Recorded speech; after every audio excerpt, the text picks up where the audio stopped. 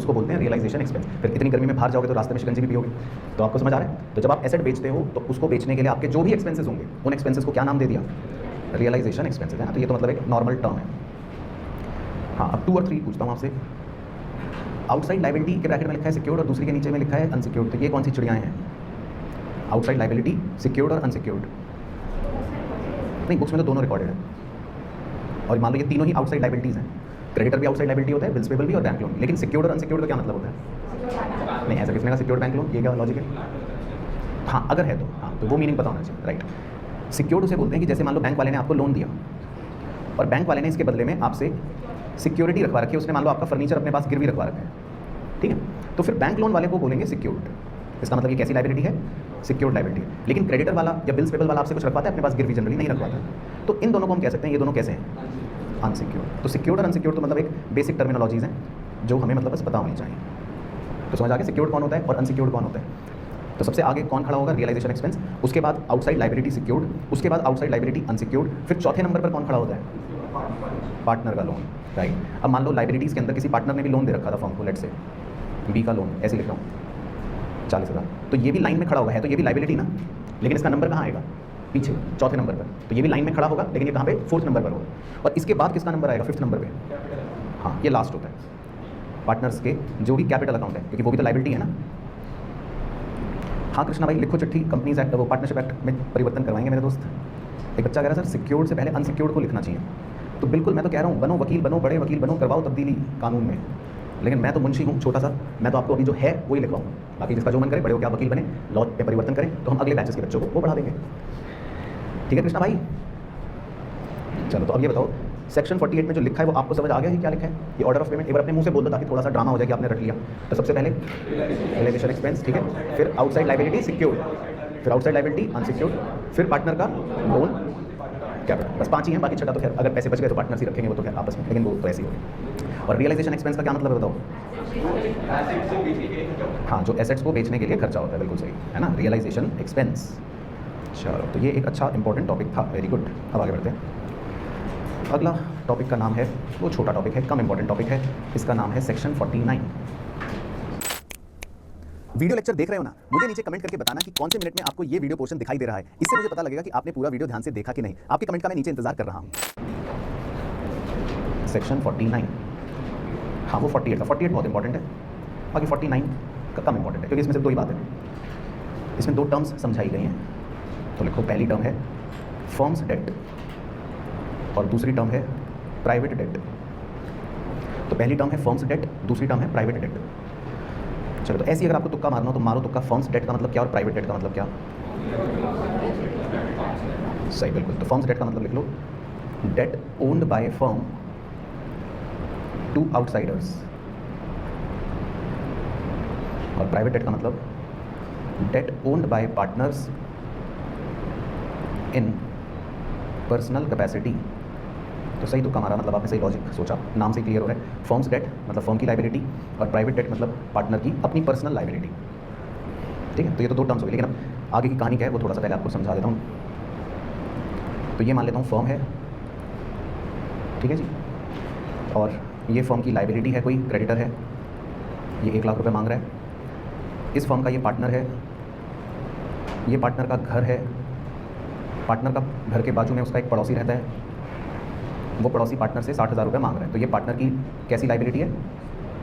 Private liability. तो पहले आपको फर्म डेट और प्राइवेट डेट समझ आ गया कि क्या है? फर्म डेट मतलब फर्म की लाइबिलिटी, प्राइवेट डेट मतलब पार्टनर की अपनी पर्सनल लाइबिलिटी। चलो, तो ये डायग्राम तो मत बनाओ, अब आप नीचे लिखो स्टार डाल के, फर्म्स प्रॉपर्टी इज यूज्ड, फिर डैश डाल के लिखना है, नंबर 1 फर्स्टली फॉर डैश आप बताओगे, और सेकेंडली फॉर डैश भी आप बताओगे। तो फर्म की प्रॉपर्टी जो है, फर्म की प्रॉपर्टी कौन, मतलब किसको पहले देंगे हम? इज यूज्ड फर्स्टली फॉर, बताओ, फर्म डेट को, बिल्कुल सही। तो आप लिख लो फॉर फर्म्स डेट। फर्म की प्रॉपर्टी से पहले आप क्या पे करोगे? Firm debt. फर्म की प्रॉपर्टी का मतलब समझ गए? फर्म की प्रॉपर्टी क्या मतलब? फर्म के एसेट्स। तो फर्म के एसेट्स से पहले कौन सी लाइबिलिटी पे करोगे आप? फर्म की लाइबिलिटी। और उसके बाद अगर बच गए पैसे तो कौन सी लाइबिलिटी पे करोगे? प्राइवेट, मतलब कि पार्टनर की लाइबिलिटी, प्राइवेट डेट। तो सेक्शन 49 में ये दे रखा है लिखा हुआ, तो मेरे को वही लिखवाना है जो दे रखा है। तो समझ आया? दूसरा सितारा, दूसरे सितारे में लिखना है partners private property is used for या is used number 1 firstly for, आप बताओगे, और सेकेंडली फॉर, ये भी आप बताओ। अब पार्टनर की जो प्राइवेट प्रॉपर्टी है, पार्टनर का जो अपना पर्सनल पैसा है, पार्टनर की अपनी पर्सनल सोफ़ा है, कुर्सी है, जो भी है उसकी अपनी प्रॉपर्टी है, वो पहले क्या पे करने के लिए यूज़ करोगे और फिर क्या? तो बताओ पहले क्या पे करोगे? तो लिखो भैया सेक्शन 49 कहता है कि पहले प्राइवेट डेट पे करेगा वो अपनी, पहले वो अपने प्राइवेट डेट पे करेगा, है ना, क्योंकि उसकी पर्सनल प्रॉपर्टी है, तो पहले तो अपने वो प्राइवेट डेट पे करेगा और फिर अगर कुछ बचेगा तो फर्म डेट पे करेगा। तो ये बातें मैं नहीं कह रहा हूँ, ये बातें कौन कह रहा है बताओ? हाँ, मैं तो सिर्फ जरिया हूँ, बाकी ये सब बातें करने वाला कानून है। हाँ, बाकी इसका निष्कर्ष लिख सकता हूँ मैं आपके लिए हिंदी में कि इन बातों का अगर शॉर्ट में निष्कर्ष लिखना हो, कंक्लूजन लिखना हो, क्रक्स लिखना हो, तो वो ऐसे लिख सकते हैं हम कि जिसकी प्रॉपर्टी है ना, जिसकी प्रॉपर्टी उसका डेट पहले। तो सिंपल भाषा में ये मतलब है पूरे सेक्शन 49 का। तो जिसकी प्रॉपर्टी उसका डेट पहले पे करना है। तो अगर फर्म की प्रॉपर्टी है तो पहले कौन सा डेट पे होगा? फर्म का। अगर पार्टनर की अपनी प्राइवेट प्रॉपर्टी है तो पहले कौन सा डेट पे होगा? प्राइवेट। हाँ, तो पार्टनर की प्रॉपर्टी है तो पार्टनर अपना पहले प्राइवेट डेट पे करेगा, फर्म की प्रॉपर्टी है तो फर्म अपना पहले फर्म का डेट पे करेगी। तो ये बादल कानून में नहीं दे रखा, ये मैंने आपके लिए खुद डिज़ाइन करके मतलब लिखा है, बाकी कानून में ऊपर वाली बातें लिखी। तो समझ आ गई? चलो, तो पहले यहाँ तक मुझे बता दो, यहाँ तक सारी थ्योरेटिकल बातें थी, ओके हो गई यहाँ तक? चलो, तो इसके नीचे तो आप एक लाइन लगा लो पहले, ताकि हम पेज चेंज कर सकें। तो यहाँ तक तो आपका बेसिक थ्योरेटिकल कार्यक्रम है, जो चैप्टर में आपसे ज़्यादा से ज़्यादा 1 से 3 नंबर तक पूछ लेगा, ठीक है ना? तो सेक्शन 49 और 48 में बताओ क्या क्या दे रखा है, दोबारा से एक बार देखें। 48 में तो क्या दे रखा है, दो बातें एक बार दोबारा देख लो। लॉस की भरपाई कैसे होगी, और नंबर 2, हाँ, सबसे पहले प्रॉफिट से करनी है भरपाई, फिर कैपिटल से करनी है भरपाई, फिर पार्टनर पर्सनल लेकर आएंगे पैसे। दूसरा, एसेट्स का एप्लीकेशन किस ऑर्डर में होगा, सबसे पहले रियलाइजेशन एक्सपेंस, फिर सिक्योर्ड वाली लाइबिलिटी, फिर अनसिक्योर्ड वाली लाइबिलिटी, फिर पार्टनर का लोन, फिर पार्टनर का कैपिटल, और फिर अगर कुछ बच गया तो पार्टनर। और सेक्शन 49 में तो सिर्फ और सिर्फ एक बात कह रहा है, आस्था दीदी बताओ क्या कह रहा है, कि अगर फर्म की प्रॉपर्टी है तो फर्म की प्रॉपर्टी से पहले क्या पे करेंगे हम, बताओ? फर्म का डेट। और अगर पार्टनर की प्राइवेट प्रॉपर्टी है तो पार्टनर की प्राइवेट प्रॉपर्टी से पहले क्या पे करेंगे हम? पार्टनर का डेट। ठीक है, ध्यान क्लियर हो गया? चलो, तो नए पेज पर आते हैं भाइयों बहनों। यहाँ से हम धीरे धीरे चैप्टर के अंदर घुसेंगे। तो यहाँ पे आप सबसे पहले लिखो, हेडिंग डाल के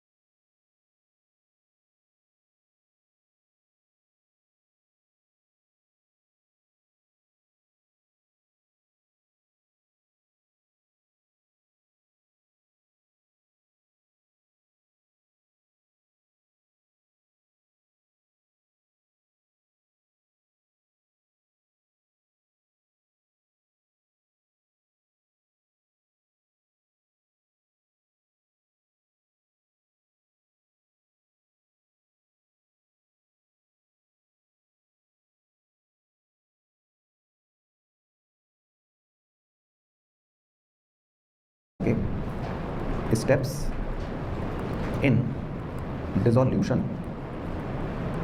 अब धीरे धीरे मैं आपको मुद्दे पर लेकर जा रहा हूँ कि भाई बिजनेस डिसॉल्व होगा तो हमें क्या करना है ना। बच्चा तो ये पूछता है सर हमारा काम बताओ ना, ये सब ऊपर की बातों के लिए तो हम लॉयर पकड़ लेंगे, है ना, उसको कह देंगे भाई बता दे, तू बता दे सेक्शन और देख ले क्या होना है ना, कंपनी सेक्रेटरी को काम पे लगा देंगे। लेकिन मुंशीगिरी कौन करेगा? आप। तो हमारा काम तो मुंशीगिरी करने का है। तो स्टेप्स लिखते हैं डिसॉल्यूशन में कि हमें क्या करना है। चलो तो लिखो जी, स्टेप्स इन डिसॉल्यूशन। सबसे पहला स्टेप नंबर 1, ठीक है, अभी लिख लेना, ज़्यादा सोचना ना, फिर मैं आपको थोड़ा सा समझाऊंगा धीरे धीरे। स्टेप नंबर 1 में लिखना क्लोज द बुक्स। सबसे पहला स्टेप है क्लोज द बुक्स, ब्रैकेट में लिख लो, दैट इज बैलेंस शीट खाली कर दो, बैलेंस शीट खाली कर दो, ब्रैकेट क्लोज। तो हमें सबसे पहले बैलेंस शीट को खाली करना है। तो बच्चा पूछता है खाली कैसे होगी, तो ब्रैकेट में लिख लो prepare realisation account comma partners capital account and cash या ऑब्लिक बैंक अकाउंट। बाकी ये कैसे बनाने हैं क्या है वो हम धीरे धीरे सीखेंगे, लेकिन अभी तो आप स्टेप लिख लो। तो सबसे पहला स्टेप है बैलेंस शीट खाली कर दो, है ना। उसके बाद है स्टेप 2, फिर हमें करना है स्टेप 2 के अंदर सेल या oblique take over of assets. फिर हम सारे एसेट्स बेच देंगे, है ना, बाजू में लिख देना ऐसी, एसेट्स बेच दो, फिर हम सारे एसेट्स बेच देंगे। उसके बाद स्टेप 3 पे ऑफ या oblique take over of liabilities, pay off या टेक ओवर ऑफ लाइबिलिटीज़। तो इसका मतलब है, बताओ क्या, सारी लाइबिलिटीज़ को क्या कर दो, सारी लाइबिलिटीज़ को पेमेंट कर दो। तो पहले एसेट्स बेच दो, फिर लाइबिलिटीज़ को पेमेंट कर दो। अच्छा, फिर बच्चा कहता है सर फिर क्या करें हम, बस फिर क्लोज करना है हमें रियलाइजेशन अकाउंट सबसे पहले एंड ट्रांसफ़र इट्स बैलेंस, और इसके बैलेंस को, बैलेंस टू, कहाँ ट्रांसफ़र करना है इसके बैलेंस को, पार्टनर्स कैपिटल अकाउंट में। बिल्कुल सही, स्कूल के चीते बता रहे हैं। ठीक है, तो फिर रियलाइजेशन अकाउंट को क्लोज करके उसके बैलेंस को पार्टनर्स कैपिटल अकाउंट में ट्रांसफ़र करना है। उसके बाद स्टेप 5 में क्या करना है sir, close partners capital account and transfer its balance to, फिर पार्टनर्स कैपिटल अकाउंट को क्लोज करना है और उसके बैलेंस को कहाँ ट्रांसफ़र करना है, कैश या बैंक अकाउंट में। वेरी गुड, स्कूल के चीते बोले। और उसके बाद स्टेप 6 में तो आप अपनी सीट पे खड़े होकर डांस करोगे। स्टेप 6 में है क्लोज कैश या bank account and it will tally, bracket में लिख लेते हैं नो बैलेंस। और अगर ये टैली ना हो, आपका कुछ बैलेंस बचे, तो आपको 2 थप्पड़ अपने मारने हैं खींच खींच के, ताकि आपको ये पता लग जाए कि आपका गलत है। ठीक है, तो इसमें सबसे बढ़िया फ़ायदा ये है कि इसमें आपको खुद ही पता लग जाएगा कि हम सही हैं या हम गलत हैं, क्योंकि इसमें आखिरी स्टेप पे जाके अपने आप ही टैली हो जाता है, और टैली ना हो तो मतलब गड़बड़ है। तो ये इसकी खासियत है ना। तो ये लिख लो, कि समझाता हूँ वैसे तो क्या है स्टेप्स, लेकिन ये स्टेप्स हैं। चलो, तो बच्चा कहता है सर ऐसे तो हमें समझ में नहीं आएगा, है ना, ऑब्वियसली। तो हम एक छोटा सा एग्जांपल लिखेंगे, कॉन्सेप्ट में लिखना है, क्योंकि कॉन्सेप्चुअल एग्जांपल है समझने के लिए, तो उससे मेरी कोशिश है कि आपको सारी बातें समझ आ जाएंगी। ठीक है ना, बट लिख लिया पहले सब बच्चों ने स्टेप्स, तो अपने अपने पड़ोसी का चेक कर लो, सबने चेक लिया। चलो, तो अब लंबी गहरी सांस लेनी है, ठीक है, और कोई भी बातें नहीं करनी, बिल्कुल भी पूरा कंसंट्रेशन रखना है आपको मेरे साथ। एक छोटा सा एग्जांपल लिख रहे हैं, लिखो साथ साथ, x, y, z are equal partners, full stop, their balance sheet. एक छोटी सी बैलेंस शीट बना लो, बहुत छोटी सी, क्योंकि हम सिर्फ कॉन्सेप्ट समझ रहे हैं। तो अभी मेरा उद्देश्य है स्टेप समझाना। मेरा उद्देश्य अभी ये नहीं है कि मैं कॉम्प्लेक्स कर दूँ बैलेंस शीट को, तो अभी बहुत ही सिंपल रखेंगे, लेकिन कॉन्सेप्ट समझेंगे। तो एक लिख लेते हैं कैश 40,000 का, एक लिख लेते हैं बिल्डिंग 1 लाख की, इधर लिख लेते हैं लाइबिलिटी में क्रेडिटर्स 45,000 के, एक्स कैपिटल लिख लेते हैं 1 लाख, मतलब 1 लाख, वाई कैपिटल भी लिख लेते हैं 1 लाख, और जेड कैपिटल भी लिख लेते हैं 1 लाख। बाकी एक रख लेते हैं जनरल रिजर्व। बस 5 आइटम तो बहुत हैं, इससे ज़्यादा तो अगर लिखेंगे तो हमें डर लगना शुरू हो जाता है ना। तो अभी हमारा उद्देश्य डरना नहीं है, अभी हम कॉन्सेप्ट सीख रहे हैं। बाकी एसेट में लिख लेते हैं, बिल्डिंग हो गई, कैश हो गया, और क्या लिखेंगे, डेटर्स लिख लो चलो 2 लाख के, और एक लिख लो एडवर्टाइजमेंट सस्पेंस। बस सर, डर लगना शुरू हो गया सर। चलो, एडवर्टाइजमेंट सस्पेंस की वैल्यू आप निकालो जब तक मैं क्लोज कर रहा हूँ।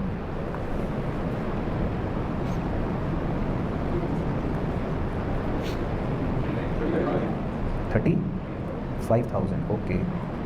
तो ऐसा करते हैं, डेटर्स को आप 2,05,000 कर दो, ठीक है, डेटर्स को 2,05,000 कर देना, और एडवर्टाइजमेंट सस्पेंस को 30 कर दो, है ना, थोड़ा सा हेर फेर कर लो, ताकि हम आगे डेसिमल में ना फंसें। बाकी इसके नीचे लिख लो। Number 1, building and debtors are sold for ₹60,000 and ₹1,00,000 respectively. और second point, creditors were paid ₹40,000। ठीक है ना? तो इतना सा लिख लो, बाकी तो हमें सॉल्व करना ही है, तो वो तो हम करेंगे। तो prepare realisation account, partners capital account and cash account. ठीक है, तो वो मैं सिखाऊंगा, स्टेप्स मैं सिखाऊंगा, आप स्टेप्स की चिंता मत करना, बस आप एग्जाम्पल लिख लो। तो हमने अपने एसेट्स बेच दिए और क्रेडिटर को पे कर दिया, है ना? बिजनेस बंद हो जाएगा और हमने अपने एसेट्स बेच दिए और लाइबिलिटी को पे कर दिया। चलो, तो लिख लिया क्वेश्चन सबने? आओ अब लिखो सॉल्यूशन। तो जल्दी से, बिल्कुल सुपर फास्ट तरीके से, मतलब जितना जल्दी हो सके उतनी जल्दी आपको 8 लाइनों का एक ढांचा बनाना है। इसका नाम देना है रियलाइजेशन अकाउंट। ठीक है, जितना जल्दी हो सके 8 लाइनों का।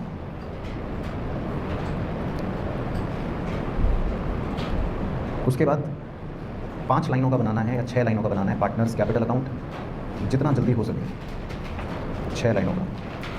3 पार्टनर्स का नाम XYZ।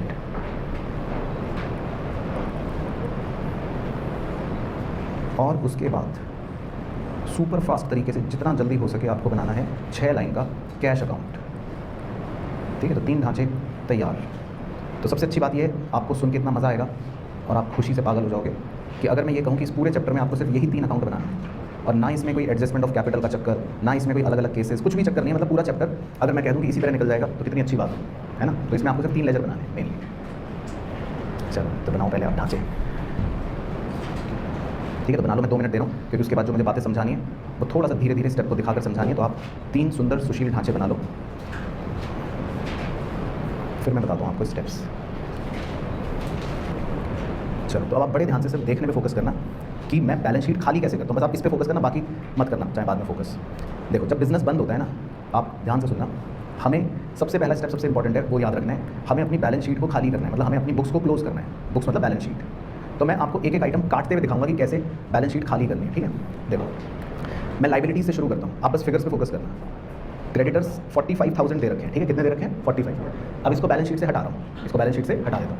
इसको बैलेंस शीट से हटाकर हम एक नए अकाउंट में ट्रांसफर करते हैं और ये नया अकाउंट जो है आप पहली बार देख रहे हो, सुन रहे हो, इसका नाम होता है रियलाइजेशन अकाउंट। तो हम बैलेंस शीट से क्रेडिटर को हटाकर कहाँ ट्रांसफर करते हैं? बस आप अकाउंट का नाम याद रखो, रियलाइजेशन अकाउंट में यहाँ ट्रांसफर करते हैं, क्योंकि हमारा बिजनेस बंद हो गया। तो हमने लाइबिलिटी से क्रेडिटर को हटाया और उसको कहाँ ट्रांसफर कर दिया? रियलाइजेशन अकाउंट में। फिर बाद में बड़ी चीज़ें दिखाऊंगा, बस ध्यान से देखना। उसके बाद एक्स की कैपिटल 1 लाख, वाई की कैपिटल 1 लाख और जेड की कैपिटल 1 लाख, इसको भी बैलेंस शीट से हटा देता हूँ। और इनको हम कहाँ ट्रांसफर करते हैं? तो आपको पहले से आता ही है। इनको हम पार्टनर्स के कैपिटल अकाउंट में ट्रांसफर कर देते हैं। एक्स की कैपिटल 1 लाख, वाई की कैपिटल 1 लाख और जेड की कैपिटल 1 लाख। और उसके बाद एक और आइटम है लाइबिलिटीज़ में, जनरल रिजर्व 30,000, इसको भी बैलेंस शीट से काट देता हूँ और इसको कहाँ ट्रांसफर कर देते हैं? जनरल रिजर्व को पार्टनर कैपिटल अकाउंट में। ये भी आपको पहले से ही पता है, मतलब सोचो 80% बात आपको पहले से ही पता है। 10,000 एक्स को, 10,000 वाई को, 10,000 जेड। ठीक है जी। अब एसेट्स को भी देखना, ध्यान से ऑब्जर्व करना। अब मैं एसेट साइड में उसको भी पूरा खाली कर दूंगा, काट दूंगा सब कुछ, बैलेंस शीट खाली कर दूंगा। सबसे पहले कैश 40,000। कैश के लिए हम, क्योंकि अपना कैश अकाउंट बनाते हैं, तो कैश के लिए हम लिखते हैं टू बैलेंस ब्रॉट डाउन। इसका मतलब है कि हमारे पास कितना कैश है अभी? 40,000। तो इसका मतलब हमारे पास कितना कैश है अभी? 40,000। उसके बाद ध्यान से देखना, भी लिखना मत चाहे। फिर मैं बिल्डिंग दे रखी है 1 लाख, इसको हटा देता हूँ बैलेंस शीट से। मैं कहता हूँ बिल्डिंग को हटा दो और बिल्डिंग को हम ट्रांसफर कर देते हैं एक नए अकाउंट में। इस नए अकाउंट का नाम क्या है? Realisation account. तो बिल्डिंग भी ट्रांसफर हो गई। उसके बाद हमें दे रखा है डेटर्स, ये भी हमारे एसेट है, 2,05,000। इसको भी बैलेंस शीट से हटा देता हूँ और इसको भी हम ट्रांसफर कर देते हैं कहाँ पर? रियलाइजेशन अकाउंट में, 2,05,000। और आखिरी आइटम है बैलेंस शीट में एडवर्टाइजमेंट सस्पेंस अकाउंट, कूड़ा। इसको भी बैलेंस शीट से हटा देता हूँ, काट देता हूँ। और इसको कहाँ ट्रांसफर करते हैं? तो ये आपको पता ही था कि इसको हम पार्टनर्स कैपिटल अकाउंट में ट्रांसफर करते हैं। 10,000 एक्स को, 10,000 वाई को, 10,000 जेड को। अब ध्यान से एक चीज़ बता रहा हूँ अकाउंटिंग के नजरिए से, सुनना ध्यान से। पहले तो ये बताओ, पूरी बैलेंस शीट देखो कट गई, खाली हो गई, ये स्टेप 1 होता है, ये सबसे क्रूशल है। अगर इसमें कोई भी एक भी आइटम रह गया तो फिर हम सब कुछ गलत कर देंगे। तो पहला स्टेप क्या होता है? बैलेंस शीट को खाली करना है हमको। तो पहला स्टेप समझ आया सब बच्चों को? अब सबसे आसान तरीका बता रहा हूँ। अगर आप ऑब्जर्व करोगे, जितनी भी लाइबिलिटियाँ मैंने काटी वो सारे के सारे किसी ना किसी क्रेडिट साइड पर ही पोस्ट हुए हैं। आप चेक कर सकते हो, दिखा देता हूँ। क्रेडिटर कहाँ पोस्ट हो रहा है? देखो, क्रेडिट साइड पर। कैपिटल के बैलेंसेस कहाँ पोस्ट हुए? क्रेडिट साइड पर। जनरल रिजर्व भी कहाँ पोस्ट हुआ? क्रेडिट साइड पर। तो ये तो अकाउंटिंग का रूल होता है ना कि सारी लाइबिलिटियाँ कहाँ जाएंगी? क्रेडिट साइड पर। और अगर आप सारे एसेट्स को ऑब्जर्व करो, सारे एसेट्स जो मैंने काटे वो सारे एसेट्स कौन सी साइड पर पोस्ट हुए? डेबिट साइड पर। कैश 40,000 कहाँ ट्रांसफर हुआ? डेबिट साइड पर। बिल्डिंग और डेटर कहाँ ट्रांसफर हुए? डेबिट साइड पर। एडवर्टाइजमेंट सस्पेंस भी कहाँ ट्रांसफर हुआ? डेबिट साइड पर। तो अगर आप अपने पहले स्टेप में स्ट्रॉन्ग बन गए तो आप समझ लो आपका आधा चैप्टर तो फिनिश हो गया। सच बता रहा हूँ, आपको सिर्फ बैलेंस शीट को खाली करना आना चाहिए। लाइबिलिटी साइड पूरी की पूरी खाली हो जाएगी और वो कहाँ चली जाएगी? क्रेडिट साइड पर। और एसेट साइड भी पूरी की पूरी खाली हो जाएगी और वो कहाँ चली जाएगी? डेबिट साइड पर। तो पहले स्टेप वन क्लियर हो गया सबको? चलो, तो पहले सब बच्चे इतना चेप लो अच्छे से। ये लो भाई बहनों, तो अब आप चेप लो। ये रहा रियलाइजेशन अकाउंट। बाकी इसका नेचर, एक बच्ची पूछ रही है कि इसका नेचर क्या है, तो वैसे तो इसका नेचर कुछ है नहीं ऐसा बड़ा, लेकिन आप नॉमिनल नेचर ही मान लो, क्योंकि इसमें हम अंत में प्रॉफिट या लॉस निकालते हैं। ठीक है, तो वो ऐसे ही लिखने के लिए लिख लो। तो ये लिख लो आप। तो रियलाइजेशन अकाउंट में बिल्डिंग भी ट्रांसफर हो गई, डेटर भी ट्रांसफर हो गए, क्रेडिटर भी ट्रांसफर हो गए। बाकी कैपिटल अकाउंट भी बना लो। कैपिटल अकाउंट में आप लिख लो balance brought down 1 lakh 1 lakh 1 lakh each. General reserve लिख लो 10,000 10,000 10,000 ईच। और एडवर्टाइजमेंट सस्पेंस भी लिख लो 10,000 10,000 10,000। और कैश अकाउंट में खाली एक ही चीज़ लिखनी है, टू बैलेंस ब्रॉट डाउन। चलो अब आगे बढ़ रहा हूँ। अब बहुत ही सिंपल काम है, मतलब मैं क्या बताऊँ, मुझे तो मन ही मन हंसी आ रही है कि क्या सिखाऊँ। अब स्टेप 2 में तो बस आपको कुछ भी नहीं करना है। स्टेप 2 तो सब कुछ क्वेश्चन में दिया ही होता है, वैसे पढ़ लो। लेकिन स्टेप 2 में लिखा है एसेट्स बेच दो, है ना। तो आप बस पॉइंट 1 पढ़ो, क्वेश्चन में दे रखा है कि building and debtors are sold. हमने बेच दी, है ना, एसेट्स बेच दिए।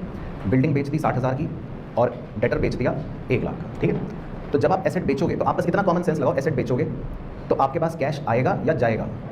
बताओ, एसेट बेचने से कैश आएगा या जाएगा? आता है? सब बच्चे एग्री कर रहे हैं? ठीक है, तो अभी लिखने से पहले मुझे बताना। तो 60,000 और 1 लाख को मिलाकर 1,60,000 हो गया। 1,60,000 में तो हिंदी में लिख देता हूँ। तो इसका मतलब मेरे पास 1,60,000 कैश आया। बोलो सब बच्चे सहमत हैं या नहीं? यस या नो? तो अब मैं लिखने जा रहा हूँ, फिर आप बताना कि आप एग्री कर रहे हो। अगर कैश आया है तो इसको कैश अकाउंट में डेबिट साइड लिख दूँ? तो आप भी लिखो। तो इसका मतलब होता है आपने एसेट बेच दिए, बस खत्म। स्टेप 2 तो खत्म हो गया, आपने एसेट बेच दी। तो एसेट बेच दिए, पैसा आ गया, एसेट बेच दिए। ठीक है, लेकिन इसकी क्रॉस पोस्टिंग कहाँ होगी? दूसरा अकाउंट कहाँ यूज़ होगा? तो ये आपको कैसे पता? अरे स्कूल में पढ़ा। मान लो स्कूल में नहीं भी पढ़ा किसी ने, आप वैसे भी सोचो लॉजिकली। अभी तक पुराने चैप्टरों में आप एसेट में जब फायदा होता था तो आप रिवैल्यूएशन अकाउंट में क्रेडिट करते थे। अब इसमें रिवैल्यूएशन अकाउंट तो है नहीं। रिवैल्यूएशन अकाउंट की जगह किसने ले ली? रियलाइजेशन अकाउंट ने। और ये भी नॉमिनल नेचर का है ना। तो अगर आपके पास पैसा आ रहा है ना, पैसा आ रहा है, तो हम इसको यही मानते हैं कि इस पैसे को जो आ रहा है इसकी क्रॉस पोस्टिंग हम रियलाइजेशन अकाउंट में ही करते हैं एक तरह से। तो हम इसको रियलाइजेशन अकाउंट में क्रेडिट साइड पर लिख लेते हैं, जैसे आप पुराने चैप्टरों में रिवैल्यूएशन अकाउंट में क्रेडिट साइड पर लिखते थे कि भाई पैसा आ रहा है, एक तरह से हमारे कह लो फायदा हो रहा है या रेवेन्यू हो रहा है, कुछ भी समझ लो, पैसा आ रहा है तो क्रेडिट साइड पर लिख लो। तो हमने एसेट बेच दिया, तो ये आपका स्टेप 2 होता है, एसेट बेच दिया। तो समझ आ गया स्टेप 2। उसके बाद स्टेप 3, ये भी बहुत सिंपल है, ये लास्ट स्टेप होता है। स्टेप 3 में है सारी लाइबिलिटीज़ को पेमेंट कर दो, पे कर देते हैं। चलो तो पॉइंट 2 पढ़ो, इसमें लिखा है क्रेडिटर्स वर पेड 40,000। तो बताओ, आप बताओ, जब आप पे करोगे तो कैश आया या गया? पेमेंट करने से कैश जाएगा 40,000, वेरी गुड। तो जब कैश गया, पेमेंट कर दी, तो कैश अकाउंट में किस साइड लिखूंगा? क्रेडिट साइड, है ना, पैसा गया। तो देखो कैश अकाउंट का नियम लिख रहा हूँ आपके लिए, कैश आया और क्रेडिट में कैश गया, तो इसका मतलब है आपने लाइबिलिटी पे कर दी। लेकिन पर्टिकुलर क्या लिखोगे, किस अकाउंट में क्रॉस पोस्ट होगा? रियलाइजेशन का, क्योंकि इसमें हम रिवैल्यूएशन तो बना ही नहीं रहे ना, बनता। तो इसमें एक नया अकाउंट है रियलाइजेशन अकाउंट। तो आपका पैसा गया, आपका नुकसान हो रहा है एक तरह से, तो आपका ये नुकसान कहाँ पे पोस्ट हो जाएगा? क्रॉस पोस्ट रियलाइजेशन अकाउंट में। तो टू कैश अकाउंट, तो ये क्रॉस पोस्टिंग हो गई, यानी कि आपने लाइबिलिटी पे कर दी। तो स्टेप 3 क्लियर हो गया। तो स्टेप 2 स्टेप 3 ओके हो गए, एसेट बेचना और लाइबिलिटी पे करना, यहीं पे दिख रहे हैं दोनों स्टेप, ओके। बस अब आपका खत्म हो गया क्वेश्चन। अब तो अगले 3 स्टेप में सिर्फ आपको क्लोज करना है। तो वो ऑर्डर याद रखना है, सबसे पहले किस अकाउंट को क्लोज करोगे? रियलाइजेशन अकाउंट पर। चलो तो मैं भी करता हूँ, आप भी करो, फिर देखो किधर टोटल ज़्यादा आ रहा है, बैलेंस बच रहा है। 345 डेबिट का टोटल आ रहा है, बोलो हाँ या ना। तो क्या बच रहा है बैलेंस? 1,40,000, ओके। ये बच रहा है अनमोल भाई, श्योर? ठीक है। तो क्या लिखते थे रिवैल्यूएशन अकाउंट में, बताओ पुराने चैप्टर में? बाय लॉस, है ना, तो बस वही लिख दो, बाय लॉस। तो ये लॉस हो गया एक तरह से, बाय लॉस। तो अब इस लॉस को ट्रांसफ़र कर देते हैं पार्टनर्स के कैपिटल अकाउंट में, डेबिट साइड पर, बिल्कुल सही। तो टू रियलाइजेशन अकाउंट, लॉस। अब बांटो 1:1 में। 4667 ले लो एक का, 4667 ले लो दूसरे का, 46666 ले लो लास्ट वाले का। तो 4667 46667 46666, ठीक है। अब स्टेप 5 पढ़ लो। नेक्स्ट कौन सा अकाउंट क्लोज करना है? पार्टनर्स कैपिटल अकाउंट क्लोज करना है। तो चलो पार्टनर्स कैपिटल अकाउंट क्लोज कर देते हैं हम। तो पार्टनर्स कैपिटल अकाउंट क्लोज करना है जी, तो आओ क्लोज करें। और पार्टनर्स कैपिटल अकाउंट में जो भी बैलेंस बचेगा, पढ़ो क्या लिखा है, आप पढ़ो अपने आप कॉन्सेप्ट में, मुझे तो याद है। उसे कहाँ ट्रांसफर करते हैं बैलेंस को, पढ़ लो सब बच्चे, पढ़ो भाई, स्टेप 5 सब बच्चे पढ़ें। पार्टनर्स कैपिटल अकाउंट को क्लोज करने पर जो बैलेंस बचता है उसको कहाँ ट्रांसफर करते हैं, कैश अकाउंट में, बिल्कुल सही। तो बताओ कितना बैलेंस बचेगा, 53,333, 53,333 और लास्ट वाले का 53,334। तो देख लेना, आपके भरोसा करके लिख रहा हूँ, यही बच रहा है, ठीक है। तो स्टेप 5 क्लियर हो गया। तो एक बार दोबारा बोल दो अपने मुझसे, कैपिटल अकाउंट का बैलेंस कहाँ ट्रांसफर करते हैं बताओ, कैश अकाउंट में, बिल्कुल सही। अब टू कैश अकाउंट बचा बैलेंस जो आपने लिखा, इसकी क्रॉस पोस्टिंग कैश अकाउंट में किस साइड होगी, क्रेडिट साइड। तो लिखो by X capital account 53,333 by Y capital account 53,333। इसका मतलब है इन्होंने इतना इतना ही पैसा ही विड्रॉ कर लिया है ना, और जेड 53,334। अब दोनों साइड का टोटल करके देखो भाइयों बहनों, दोनों साइड का टोटल क्या आ रहा है, 2 लाख आ रहा है, टैली कर रहा है, देखो बैलेंस नहीं बच रहा। तो बस ये स्टेप 6 लिखवाया था, तो बस ये करते ही आपका इसका मतलब बिजनेस बंद हो गया, सब कुछ ठीक हो गया और कोई भी दिक्कत नहीं हुई।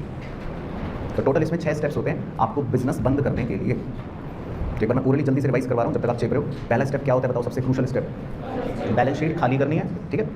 स्टेप 2 क्या होता है, एसेट बेचना है, वेरी गुड। स्टेप 3 क्या होता है, लाइबिलिटी पे करनी है। उसके बाद स्टेप 4 में कौन सा अकाउंट क्लोज करना है, रियलाइजेशन अकाउंट। उसका बैलेंस कहाँ ट्रांसफर हो गया, पार्टनर्स कैपिटल अकाउंट में। फिर पार्टनर्स कैपिटल अकाउंट क्लोज करना है, उसका बैलेंस कहाँ ट्रांसफर करना है, कैश अकाउंट में। और लास्ट स्टेप में कैश अकाउंट बनाना है आपको, वो क्या हो जाएगा, ऑटोमेटिकली टैली हो जाएगा। तो क्लियर हो गया सब बच्चों को, समझ आया खेल। थैंक यू सो मच इस लेक्चर को पूरा ध्यान से देखने के लिए। आई होप आपको ये पूरा वीडियो